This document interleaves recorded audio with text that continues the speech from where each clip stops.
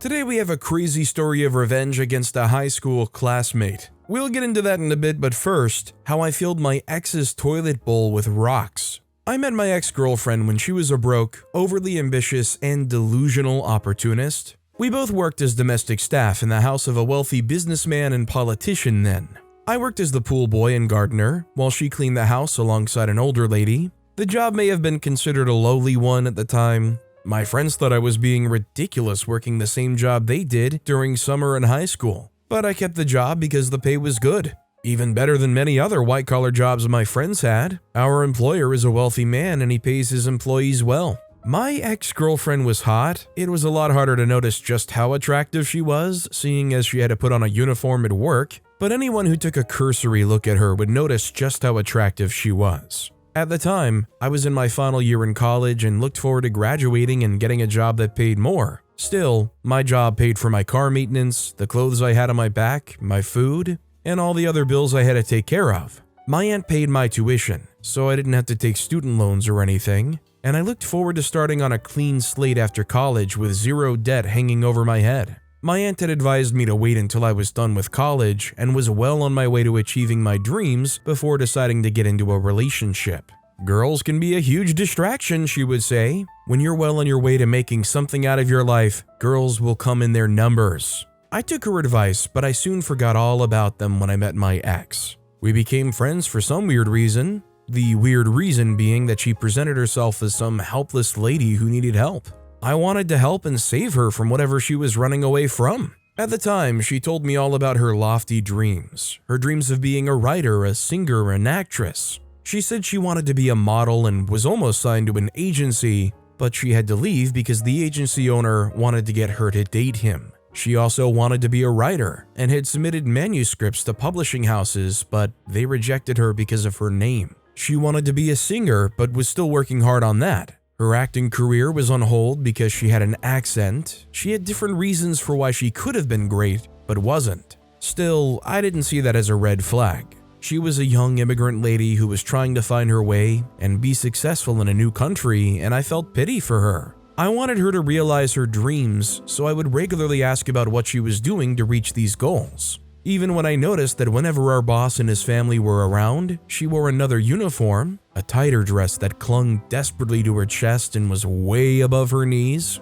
The older lady she cleaned with once said that she did that to make herself attractive to our boss while they were having an argument, and I burst out laughing. A while after the argument, she'd asked me why I laughed, and whether I thought our boss could never be attracted to someone. I didn't pay attention to how hurt she was at the idea of our boss not being interested in her. I just told her that she was no doubt a beautiful woman and that any man would find her attractive. I also did not pay attention to the fact that it wasn't until I told her that I was in college and that I had plans to work in a bank after college and work my way up the corporate ladder later that she started paying me special attention. Like I said, we were friends, so we certainly had friendship going on for us, but we never went beyond that before then. I liked her, and it must have shown in the things that I said and the comments that I made while talking to her, but she never reciprocated. She never flirted back all the times I would flirt with her. My flirtatious comments were always met with a stern look, so I just stopped. When I told her about my plans, however, things changed. She would flirt subtly with me, and like a puppy, I would fall for it and be all over her. That continued until she suddenly started seeing a mystery man. She would tell us, the other staff and me, all about him, and her appearance improved a bit. It was evident that she was seeing someone, but none of us knew who it was because she never introduced him to us or even showed us a picture of him. I finally found out that the mystery man was our boss's personal assistant. He was married, and that was why their affair was kept secret. He made many promises to her, promised to introduce her to certain people who could help her go further in her career, and even promised to give her a huge amount of money. He fulfilled none of these promises and suddenly ghosted her. When she confronted him and threatened to contact his wife, he swore that he'd get her fired, and that shut her up. My ex told me this story herself, and I know I should have figured out by then that she was just some girl desperate enough to exchange favors for money, but I was in love with her. I pitied and felt bad for her. I was even mad that the personal assistant guy took advantage of how naive she was. Shortly after that incident, she went back to flirting with me and being all sweet on me. I finally asked her out. She said she'd never been on the inside of a university, so I offered to give her a campus tour on a Sunday. She wore a nice flowery dress. It was a simple dress, but it suited her well and made her look very pretty. She also let her hair down, and that gave her face a feminine fullness. On that date, we had our first kiss, and then I asked her to be my girlfriend. A few months later, I graduated from college and quit my job at the house. I also got an internship opportunity at a finance firm. It was a good one. The pay was sweet, and as a graduation gift, my aunt offered to pay my rent for 6 months. At the time, my girlfriend had started to complain about living with her extended family. It was a small house, and her uncle had many kids and kids of other family members living with him. She had to share her room with 3 others and was very uncomfortable. I asked her to move in with me, and she happily did. It wasn't until my girlfriend moved in with me that I understood why she wasn't anywhere near being as successful as she wanted. She was lazy. My ex never got up early unless she had to be at work. And the only reason she worked was because she had to. She hardly ever cleaned the house and never offered to cook. I preferred to cook because it was cheaper and healthier. She always wanted us to eat out because that way she could get out of helping out in the kitchen. Her behavior irritated me, but whenever I pointed it out to her, she would flare up and make me feel guilty about bringing it up. She would then threaten to move out and I'd apologize. That went on for a while until one day, I returned home from work and saw that my ex had moved out. I was alarmed. I went to her uncle's house to see if she was there, but she wasn't. I went to the house where we used to work and was told she'd quit her job the week before. Soon after, I found out that she'd just rented her own place. It was a comfortable apartment in the heart of the city. There was no way she could afford to pay for it. When I finally saw her, she admitted that she'd been seeing the personal assistant she'd had an affair with. He'd gotten her an apartment, as promised, and she was leaving me. At that point, I was not shocked. It was clear that I'd been playing and she'd been only using me. I just accepted what was before me and let her be. For 5 months, I didn't hear from my ex. She didn't reach out to me, and I didn't reach out to her either. 6 months later, she called me. Her sultry voice was even extra sultry. She asked how I was doing and if I wanted to meet up to talk. I deliberately pretended to be interested. I knew she needed something, but I was curious to know what it was that she needed. She asked me to come over to her house probably to lower my defense, and I obliged her.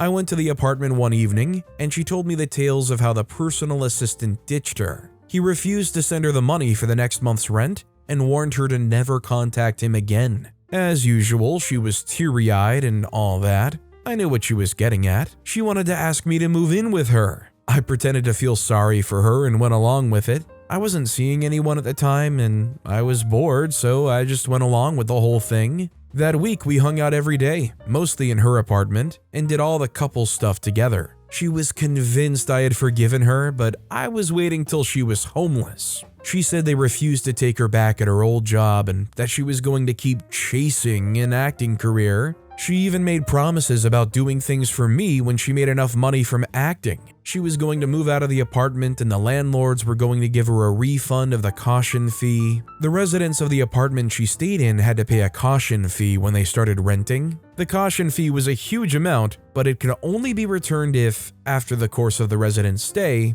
the management didn't have to fix anything. She said her apartment would be inspected, and then she'd be handed her caution fee at the end of the month. She looked forward to getting that money from them and moving into mine. She even had a list of all the stuff she was going to buy with the money. You know what's very funny? She never even apologized properly. She just blamed everything on the personal assistant guy like she had no will of her own and was under his control. One evening, the management was to come for the inspection the next day. I was in her apartment when she went out to job hunt. Someone had told her she'd get a job at a bar, and the bar manager was only ever around in the evening. Soon after she left, I left the apartment, went to a park that was close by, picked all the rocks I saw and could carry, filled a sack with them, and went back to her house. I then emptied the sack into her toilet bowl.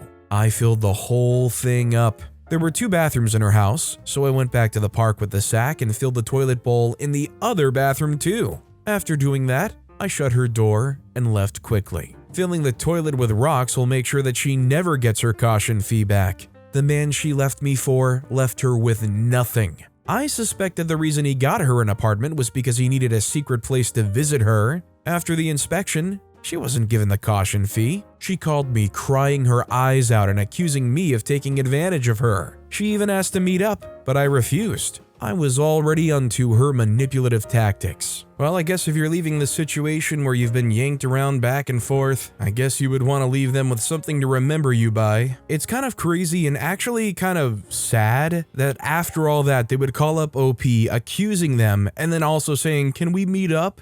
It's just so messy. Also, hi, I'm Steven, and if you guys enjoy crazy stories of revenge, why not hit those like and subscribe buttons down below? That said, our next story is how I paid my stepmother back for what she did to my family. There is nothing more painful than the thought, or rather in this case, the feeling of having to lose someone you hold dearly to your heart, so much so that you could have never have imagined life without that person, and that's not all. Only for you to realize that it was not a natural occurrence or a coincidence, but rather it was the work and or action of someone else you hold so dearly to your heart too. And all of this was just as a result of the struggle to get proper recognition in the eyes of someone superior for something really beneficial for both sides. This is the story of how I got back at my stepmother for the terrible act she committed against my beloved sister over the struggle for who was going to hold the largest and most shares and inheritance left behind by our father. My sister, female 19, and I, male 25, were the only children of my father and also of our biological mother.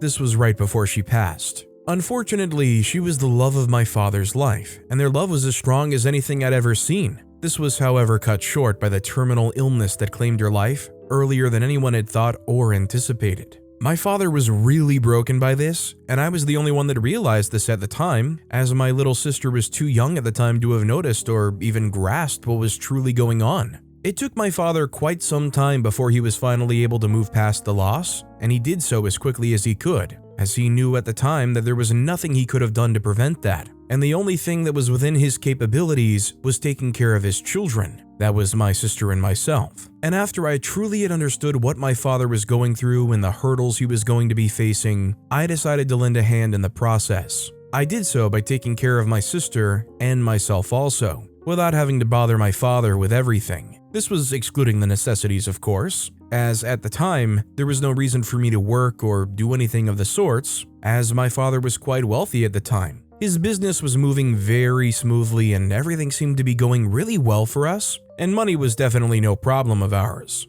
Most times, my father was usually always away on his business meetings, and these were the moments where I usually stepped up, assuming the role in taking care of my sister and myself. There was this particular day when he was away on a business trip, and the only difference between his previous meetings and this one was the fact that the time he had spent away was considerably longer than the previous business meetings. Unusually long, in fact, and when he finally came back, he didn't stay for long yet again, as this time he was off for another supposed business meeting. I could vaguely deduce at the time that these were no ordinary business meetings that he was going for, but I just couldn't place my hands on it. And I didn't have to ponder for long, as before long I'd soon figured out what exactly was always taking his time during his meetings, and why the meetings were happening more often than it, or rather they, should. One fateful day, when he came back from his usual meetings, he didn't come alone, and this was the first time I crossed paths with my soon-to-be stepmother. She was quite literally half my father's age, but then she didn't look her age,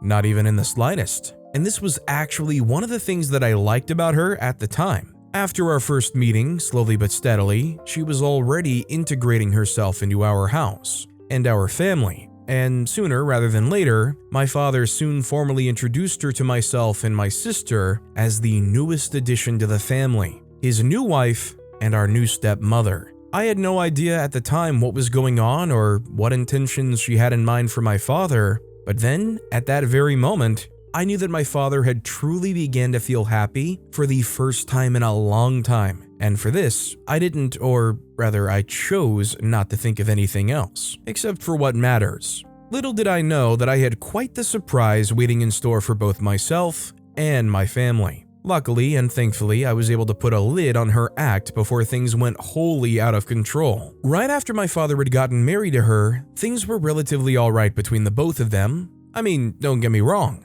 They usually had their moment where the both of them would be engaged in some serious arguments, sometimes over the most little of things. But then again, couples fight and they make up. And this was one of the things that I know for a fact was not a problem between my father and my stepmother. There were, however, some cases where I would wonder whether or not she was going to leave my father, as the arguments would get so heated that I would even become so scared and all. But thankfully, that wasn't the case at the time.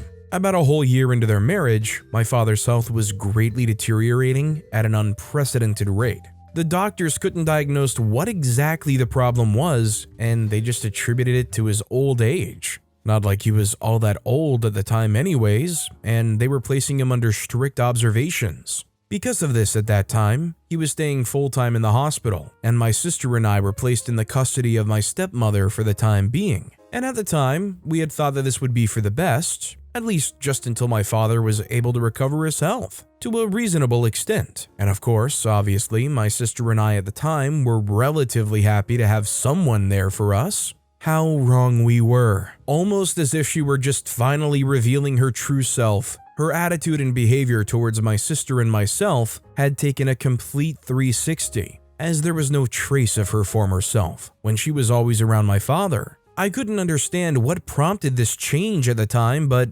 looking back now, I think I completely understand why that was the case with her. The thing was, she wasn't really into my father for anything other than the money she was receiving and the manner in which he sponsored and catered for her rich lifestyle. Things were really not looking good for my sister and myself. I knew I had to do something, but at the time, it didn't seem like there was much I could have done to change the entire situation. My father was still in the hospital for quite some time, and it was just on rare occasions that he would be conscious enough to see my sister and I, and even when he did, it was never for long, as we were always escorted out on the premise that my father needed his rest, and that visiting him wasn't allowed anymore. At some point, I usually found this quite upsetting, as we usually went during the daytime, and I couldn't find the problem with my sister and I visiting him during the day. But then again, there was no way I could have changed the entire situation, as back at home, things were even worse than we had expected. Normally, we usually had our meals complete for the day,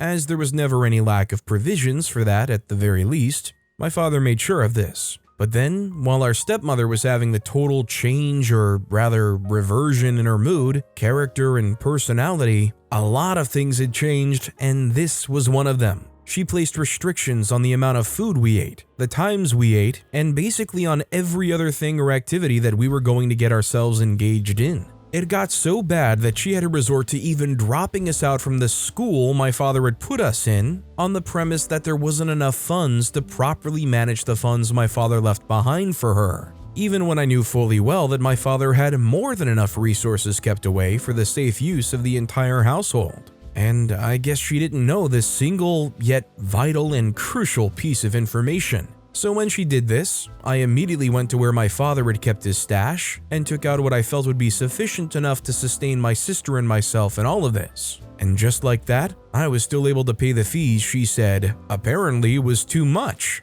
And this in some way was upsetting for her. And later along the line, she soon found out that there was something I was hiding, as she soon found out that I was the one that made the deposit for myself and my sister. It was at this time that she knew that there was definitely something I was hiding, and she wanted to by all means figure out what it was. She came to me on several occasions trying to take the calm approach and converse with me in the hopes that I might let up. Little did she know that I wasn't willing, not even in the slightest. And after weeks of non-stop trying to get me to talk, she finally gave up the act and almost resorted to violent means. She attempted starving my sister and myself for days, but this had no effect as we had something to fall back on. And after she realized that this was getting her nowhere, she eventually turned to physical violence, as it was my very own sister that was the main target of her actions. It all happened when I was out one day, and I left my sister at home. I was looking to get something for the both of us for dinner, and seeing as she had made the kitchen off limits, I had no choice but to step out myself. After I got back, I found out that my sister was not in good shape at all. She had a swollen eye and a black eye, and at the same time she had various bruises on her body, and she was crying her eyes out when I got there. I was so furious, I didn't even know what to do or how to react. I just knew that she had to pay for what she had done to my sister then, before ultimately deciding that she had to pay in general for the terrible treatments we had been getting. But before I could confront her, I had immediately called the police and reported the case to them. They approximated their time of arrival as 30 minutes, and I felt this was enough time to say my goodbyes literally. I didn't hold back on my words and told her how I felt truly and basically putting in some elements of provocations, all to make her resort to her usual violent self, and she did. But just as she was doing so, the officers had gotten in and apprehended her on the spot. I guess that was more than enough evidence that they needed. As they took her away, although I was badly hurt, with bruises and blood dripping from my mouth, I gave her the middle finger just as a final parting gift to her. Because we both knew at the time that there was no escaping her fate. She had gotten what she had coming for a very long time. So, although the story did take a very dark turn, initially I thought this was going to go to a place of like, they found out she was poisoning the father to try to take the inheritance for herself or something. I mean, you hate to see OP have to sacrifice actual injury to get the police to arrest them,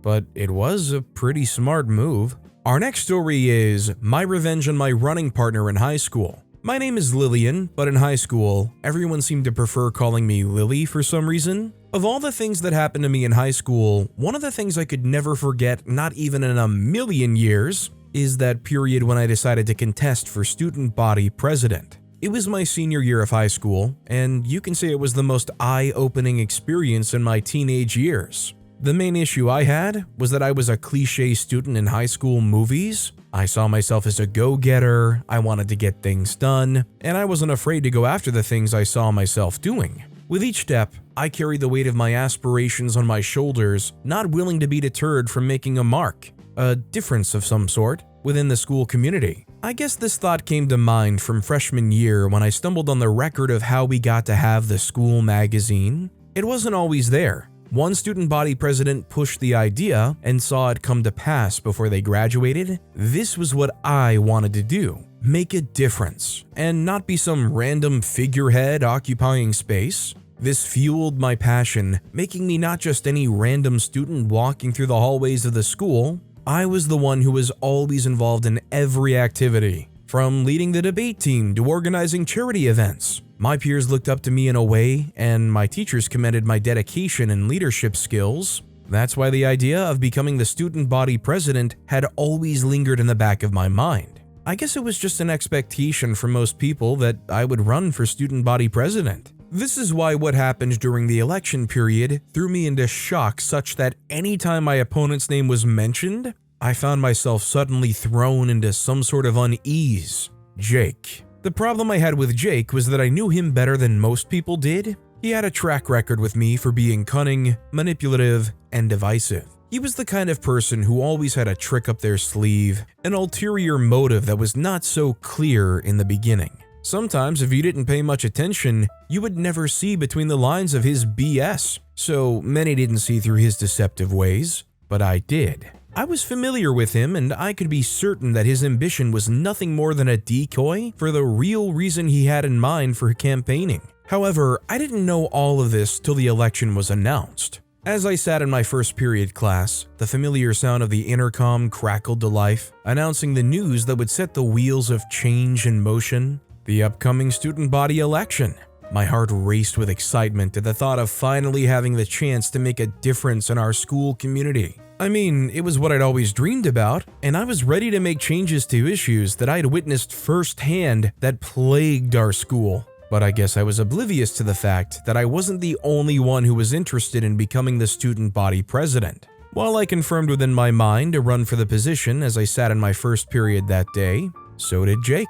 I didn't get to know about his candidacy until later that week. As the news of my candidacy spread throughout the school without even coming up to categorically declare my interest yet, so did the news of Jake's candidacy. Across the hallway, between students gathered in twos and threes, Jake's name started to pop up. As the school got buzzed up with anticipation for the upcoming election, I finally got to launch my campaign. With a clear vision, I embarked on this journey with sincerity and determination. My campaign platform focused on two key pillars: improving school facilities and promoting inclusivity. I got the posters and the lapel pin for those who were on board with my campaign promises. From the rallying cries in the cafeteria to impassioned speeches in the courtyard, I made it my mission to connect with each and every one of my peers. My mission was to make them see that I listened by listening to their concerns and sharing my vision for a brighter future for our school. But there was Jake to contend with. While I focused on uplifting my fellow students and building a platform rooted in positivity, Jake took a different approach. His campaign strategy seemed to revolve around unnecessary tactics and underhanded maneuvers. It started with whispers in the hallways and escalated to full-blown rumors circulating on social media, across student pages and private group chats. It was just like Jake. It was his MO, so I wasn't really shocked by the occurrence. One particularly silly rumor started a couple of days before the final voting period. It stemmed from a twisted version of an experience we had in a middle school group project. Jake spun the story to make it seem as though I had single-handedly sabotaged the project and let my classmates down. It was a blatant distortion of the truth, but it struck a nerve nonetheless. Back in middle school, Jake and I and 3 other students were paired up for a group project on environmental conservation. I was not prepared to fail, so I took charge and divided tasks among our team, including Jake. But as the project progressed, it became clear that Jake wasn't pulling his weight. While I worked tirelessly to research and prepare our presentation, Jake seemed more interested in goofing off than contributing. When it came time to present our project to the class, I stepped up and delivered a thorough and well-researched presentation, while Jake barely said a word. His lack of effort was glaringly obvious to everyone in the room. However, instead of owning up to his shortcomings, Jake decided to twist the narrative to suit his own agenda. It was this very narrative he tried to push once again. He painted himself as the victim, relating it to his claim that my leadership was overbearing and unfair as far back as middle school and would be worse as the student body president. To be honest, it was a bit disturbing to be portrayed in that manner, yet I was bent on sticking true to the plan I had. Jake's underhanded moves were not enough to derail me from the path I had chosen to walk, or so I thought. As the final votes were tallied, a sense of anticipation hung heavy in the air, since the election campaign was more tense and tedious than the school had recorded in a while. But when the results were announced, my heart sank like a stone in my chest. I had lost the student body election by a razor-thin margin, falling just short of Jake's vote count. I watched Jake celebrate his victory with a smug grin, and I couldn't help but feel a surge of resentment rising within me. It wasn't fair. I had worked tirelessly, pouring my heart and soul into my campaign, only to come up short in the end. According to the rules of the election, the runner-up was automatically designated as the vice president, a role I never imagined myself in. At that moment, I had no choice but to embrace it, to put on a brave face and carry on. It was to show that I wasn't as crazy as Jake painted me, and that I didn't have an overbearing desire to lead. It felt like a punch to the gut, like being slammed by the door hard. What stung the most was not just losing the election, but the manner in which it happened. To see Jake, with his deceitful tactics and underhanded maneuvers, claim victory, while I was left to pick up the pieces, it felt like a slap in the face. As the days passed, my resentment towards Jake simmered, but I refused to accept defeat lying down. I knew for a fact that it was only a matter of time before Jake fumbled really badly in public space. I could decide to wait till it happens naturally, or I could propel it to happen faster. I decided the latter was a faster means of getting me the position I should have gotten without Jake's crazy story. Days passed and Jake settled into his role as student body president. His behavior became increasingly intolerable. It was like watching a balloon inflate, except instead of air, it was his ego that was swelling to astronomical proportions. With each passing day, he seemed to revel more and more in his newfound power, strutting around the school like he owned the place. What irked me the most was his blatant disregard for the opinions and concerns of his peers. It was as if he had decided that he alone knew what was best for the student body, and everyone else could just fall in line behind him. No matter how many times we tried to voice our ideas or raise legitimate concerns, Jake would just brush us off with a wave of his hand, dismissing our input without a single second thought. It was infuriating to watch him act so arrogantly, especially knowing that he had only won the election through underhanded tactics and deceit. But as much as his behavior grated on my nerves, I knew that stooping to his level would only make matters worse. So instead, I made a conscious decision to take a step back and let him dig his own grave. With each passing day, Jake's facade of competence began to crack, revealing the truth of his incompetence beneath. His shortcomings as a leader became more apparent, his lack of action on important issues glaringly obvious to both the school administration and the student body. It was kind of hilarious to see him babble out words when he was asked to present the proposal for the fundraiser event at the PTA. It became increasingly clear that Jake was not cut out for the role of student body president, and that was not a risk the school management was ready to take. They questioned the members of the student body, and everyone aired their views, stating that Jake was more of a joke, never available for meetings or calm to listen to the issues and feedback that members of the council had. They left with no choice but to remove Jake from his position as president. His inability to effectively lead had become a liability that almost caused them to lose face at the fundraiser. Thankfully, I and the other members had brainstormed ideas for the fundraiser, and we were able to slip it to the principal while our so-called president was up on stage embarrassing himself. As I watched him pack up his things and leave the student council room for the last time after the school management made their decision, I couldn't help but feel a sense of relief. He was gone, and I didn't have to move a muscle. Not directly, at least. With Jake out of the picture, the school administration wasted no time in taking action.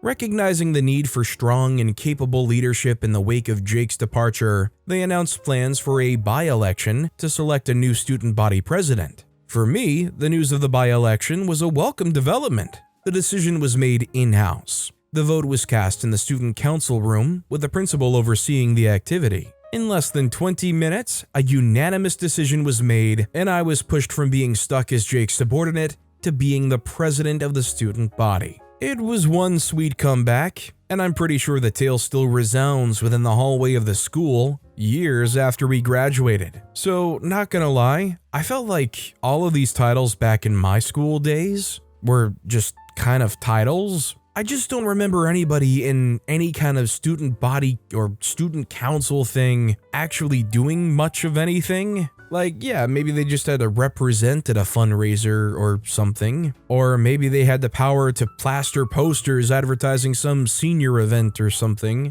But really, I thought most times it was really kind of a nothing burger. And just surely there is no way that once you're removed a good few years from high school or whatever, that anybody is going to care enough or remember enough to quote this student body election. I think it's a pipe dream to think that there's some lasting legacy in some high school student body election. Like, especially if you're graduated and done with high school and you're still that obsessed with this story. It's almost like you need to learn to move on. I'm sure Jake has. But with that being said, that's all the time we have for today. Now, if you want to hear another absolutely crazy revenge story, check out that video on the left. Or if you missed my latest video, check out that video on the right. That said, I'll see you all next time with some more stories.